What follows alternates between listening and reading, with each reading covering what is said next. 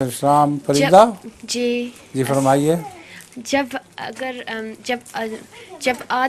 جب آدمی نماز پڑھتا ہے تو اس کے آگے سے گزرنا منع ہے، ٹھیک، مگر مسجد حرام میں لوگ اس بات کا نہیں خیال کرتے کیونکہ بے شمار لوگ نمازیوں کے آگے سے گزرتے ہیں، بلکہ طواف بھی نمازیوں کے نماز پڑھتے بھی آگے سے گزرتے ہیں۔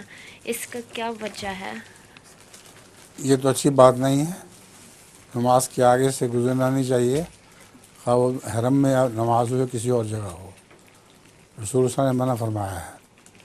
ہمارے قادیان میں تو ایک صاحب ہوا کرتے تھے، وہ دھوتر مارا کرتے تھے بچے کو، کوئی آگے سے گزرے نا تو آگے بڑھ کے ایک قدم بڑے زور سے مارا کرتے تھے۔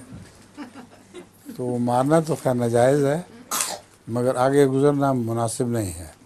سجدے کی جگہ چھوڑ کر پھر آگے سے گزر سکتے ہو۔